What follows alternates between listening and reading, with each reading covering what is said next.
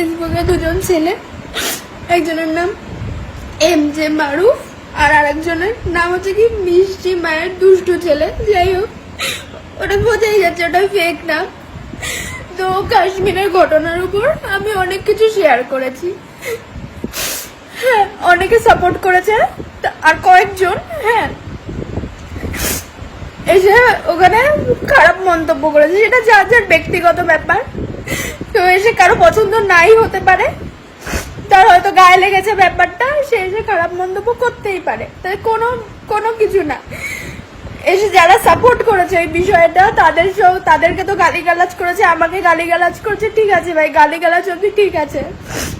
এখন যখন দেখছে কোনো লজিকে পারছে না, তর্কে পারছে না, এখন এসে আমার মেসেঞ্জারে এসে ভুলভাল লিখছে, আমার রীতিমতো রেপ থ্রেট দিচ্ছে যে বাড়ি থেকে তোকে তুলে নিয়ে যাবো, তোকে এই করে দেবো সেই করে দেবো। সকাল থেকে ফোন পর্যন্ত করেছে, ফোন করে মানে মেসেঞ্জারে কল করে রীতিমতো রেপ থ্রেট দিয়েছে। তাদের মধ্যে একজন দাবি করছে সেটা কি BSF এ চাকরি করে, আর একজন নাকি তৃণমূল ছাত্র পরিষদের সঙ্গে জড়িত। একজন দাবি করছে সে নাকি TMC ছাত্র পরিষদের সঙ্গে জড়িত। তাহলে TMC ছাত্র পরিষদ কি এটা শেখায়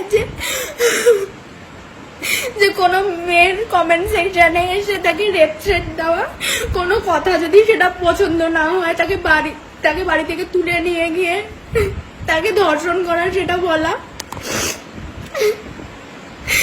এখন তো আমার কাশ্মীরে কি ঘটেছে, এখন তো আমার নিজের বাড়িতেই নিজে সেফ ফিল হচ্ছে না যে কি হয়ে যাবে, কখন এত গায়ে লেগেছে। আপনারা দেখতেই পারবেন আমি প্রোফাইলে কি লিখেছি কি লিখিনি। তাদের এতটা গায়ে লেগেছে, তারা তর্কে আর পাচ্ছে না কারোর সঙ্গে। কমেন্ট সেকশনে এসে রীতিমতো আমায় ধমকাচ্ছে যেন আমি ডিলিট করে দিই পোস্টগুলো, না হলে হচ্ছে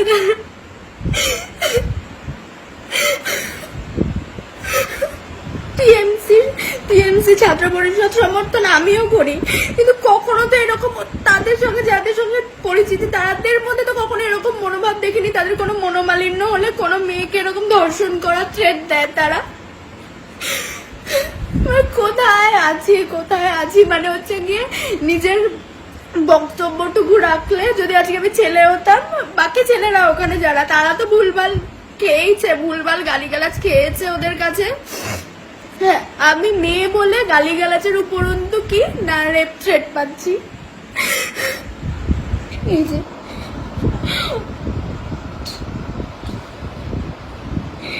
একটা ছেলে যে হচ্ছে এটা MJ মারুফ,